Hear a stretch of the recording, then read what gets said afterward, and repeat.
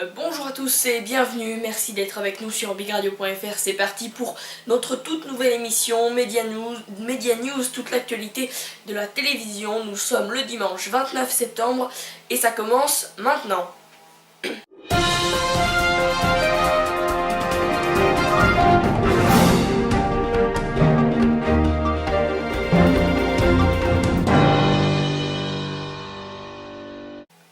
Voilà, on va donc revenir sur toute l'actualité de la télévision, de la radio, et on commence donc tout de suite par Jean-Jacques Bourdin, piqué au vif après un classement contestable au Figaro. Jean-Jacques Bourdin, blessé dans son amour-propre, ce vendredi matin, le journaliste de RMC et BFM TV recevait Jean-François Copé, le président de l'UMP. En fin d'entretien, son interlocuteur l'a interrogé sur les sondages de popularité peu valorisants. Il y a des enquêtes auprès des sympathisants UMP qui n'ont aucun intérêt, c'est ce que vous allez me dire. Ceux qui vous placent à 2%. Alors ça vous touche, alors vous vous battez au quotidien, etc.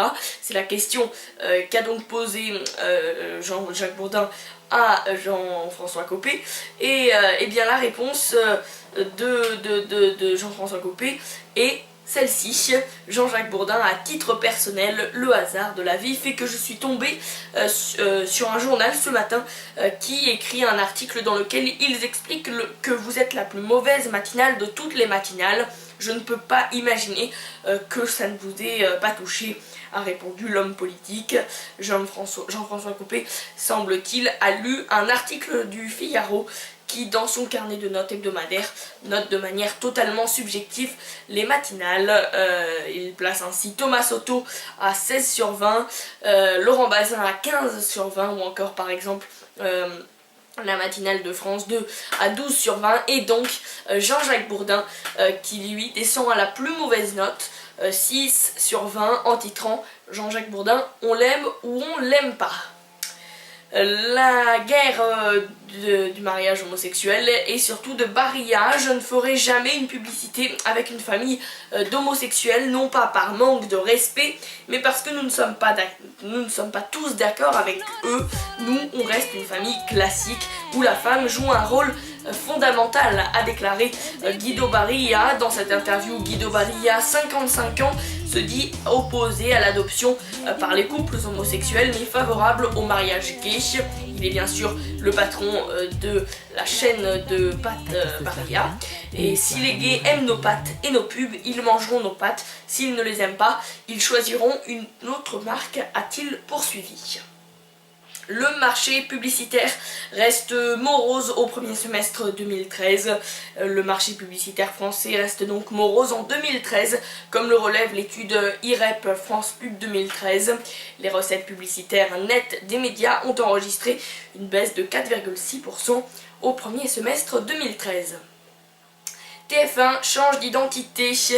Depuis samedi 6h, TF1 a donc lancé son nouvel habillage antenne qui se décline dans tous les programmes et sur tous les écrans. Jingle pub, bande-annonce, JT, météo, synthé, éléments de promotion croisés, site web ou encore tablette. Le précédent daté de 2006, soit 7 ans. Une durée de vie normale pour les habillages de la une, alors que la concurrence en change plus régulièrement. Je vous propose justement de regarder ce nouvel habillage de TF1 avec la publicité pour Danse avec les stars. Je suis souple à peu près comme un lampadaire. Tu vas en baver, mon coco. Je vais souffrir, c'est horrible. Dans quoi je me suis lancée? Je flippe grave.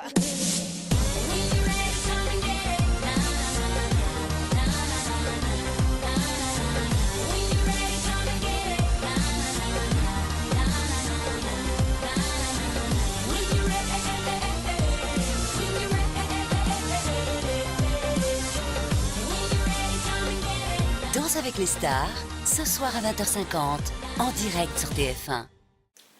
Allez, à présent on parle de la guerre de l'Access. Plus que vendredi soir en Access, Sophia Aram est toujours aussi faible, alors que Julien Courbet reste sous les 300 000 téléspectateurs pour le deuxième jour consécutif. Sur France 2, l'émission Jusqu'ici tout va bien a attiré seulement 355 000 téléspectateurs et 3% de part de marché. À la même heure, sur France 5, le magazine C'est à vous a attiré 637 000 téléspectateurs, et sur D8, Cyril Hanouna est sous le million à 850 000 téléspectateurs. Et justement, France 2 qui prive Sophia Aram de direct mais qui poursuit son émission. France 2 a donc annoncé qu'elle a décidé de poursuivre l'expérience Sophia Aram malgré les mauvaises audiences, mais la chaîne a oublié d'annoncer que l'émission ne serait plus diffusée en direct. La chaîne compte donc poursuivre ses ajustements, c'est ce qu'écrit Le Monde. Désormais, l'émission ne sera plus diffusée mais préenregistrée à 14h30. Bernard Montiel, Mondir, et Justine Fraioli, chroniqueur dans Est-ce que ça marche? Le 30 septembre, D8 mettra à l'antenne son nouveau Pré-Access, produit par H20, la société de production de Cyril Hanouna. Est-ce que ça marche? C'est le titre de la nouvelle émission. Lundi donc, D8 lance son Pré-Access à 16h50. Est-ce que ça marche? Nouvelle quotidienne de 40 minutes, produite par Cyril Hanouna et incarnée par Camille Combal et Ariane Massenet. Ils reviendront tous les jours sur les questions qu'on se pose en général à propos de cinéma, de télé, mais également de nouvelles technologies. Autour de la table des chroniqueurs, avec chacun sa spécialité. Le casting est bouclé et on retrouvera à partir du 30 septembre Xavier Lepeur au cinéma, Viviane Blassel pour la mode, Bernard Montiel, Justine Fraioli et Francesca Antionotti pour eh bien, toute l'actualité de la télévision, et puis d'autres chroniqueurs bien évidemment, mais je vous laisse découvrir tout cela lundi. Et en avant-première, donc actuellement vous les voyez, les photos du tout nouveau plateau. Les audiences radio de l'été 2013. Et cet été, 40,7 millions de Français ont écouté au moins une fois la radio, une performance en progression de 1,5% sur un an. Les musicales comme les généralistes ont particulièrement profité de cet engouement avec des progressions de 3%. Alors qu'au printemps, Énergie avait repris l'avantage sur RTL, les deux stations figurent cet été toutes les deux sur la première marche du podium avec 5,87 millions d'auditeurs cumulés. Énergie est en hausse de 5% et RTL est en hausse de 9%, qui devance quand même sa rivale musicale en temps de durée d'écoute, 2h23, qu'en part d'audience, 11,7%. Europe 1 a quant à elle dépassé France Info qui voit son audience chuter de 11%. La radio Toute Info du groupe Radio France est désormais menacée par RMC et sa confrère de France Bleu, ex aequo avec 3,59 millions d'auditeurs cumulés. Et puis enfin, du côté des musicales, Fun Radio a pris cet été ses distances avec Skyrock. La radio du groupe RTL a enregistré 3,43 millions d'auditeurs cumulé pour 3,17 millions pour la radio Skyrock. La Ligue nationale du rugby rediscute les droits TV du top 14 sur fond de guerre entre Canal+ et beIN Sport. La LNR veut donc faire augmenter le prix du top 14. Elle profite de la guerre intense que se joue actuellement Canal+ et beIN Sport pour faire monter les enchères autour du championnat de France de rugby. Canal+ avait signé en 2011 pour 5 ans jusqu'en 2016 pour les droits de retransmission du top 14, mais la chaîne cryptée qui diffuse la compétition depuis 1995 avait consenti une clause permettant de renégocier le contrat entre le 1er septembre et le 31 décembre 2013.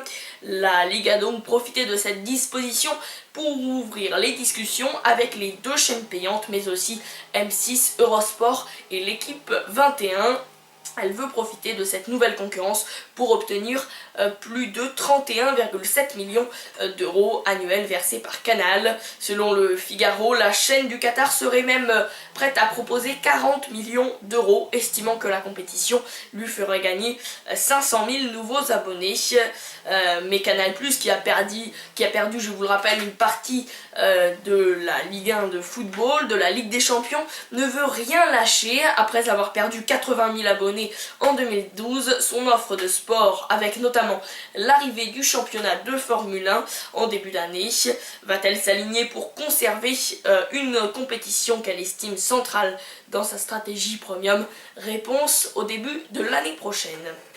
Allez, on termine par deux informations, à commencer par l'iPhone et les observateurs reprochaient à Apple un manque cruel d'innovation pour sa sortie, pour la sortie de ses nouveaux iPhones, le 5S haut de gamme et le 5C milieu de gamme. Les consommateurs ne sont visiblement pas de cet avis. La firme californienne a annoncé lundi avoir écoulé plus de 9 millions d'iPhones dans le week-end, un chiffre tout simplement énorme. Et puis un universitaire britannique a bien failli ne pas pouvoir embarquer dans un vol EasyJet à cause d'un tweet. Voilà ce que rapporte le Parisien. Agacé par le gros retard de son vol, Mark Laser avait publié sur le réseau social le message suivant: vol retardé de 90 minutes, un soldat va manquer sa dernière possibilité de correspondance et EasyJet refuse de payer pour qu'il arrive à Portsmouth. Mais surprise, au moment de l'annonce de l'embarquement, une hôtesse de la compagnie aurait signifié au jeune spécialiste en droit, actuellement en doctorat, qu'il n'allait pas l'embarquer à cause de son message. Le chef d'escale est venu, il a demandé à l'hôtesse de regarder si j'avais un bagage enregistré à bord, puis le chef d'escale de lui affirmer: vous êtes avocat, vous devez savoir que vous ne devez pas tweeter de la sorte et ensuite embarquer sur un vol EasyJet. Mark Laser rappelle que cela relève de la liberté d'expression et il a pu finalement embarquer sans problème. Et c'est finalement EasyJet qui s'est excusé sur Twitter: bonjour Marc, désolé de découvrir ce malheureux incident. Aucun passager ne se verra refuser l'embarquement pour des commentaires sur les réseaux sociaux. Voilà, c'est la fin de cette émission. Merci à tous et toutes de l'avoir suivi et rendez-vous dimanche prochain pour une nouvelle édition de Media News. Sachez que la rediffusion en radio, c'est à 19 h ce dimanche soir. Très bonne soirée télé à tous et bonne semaine.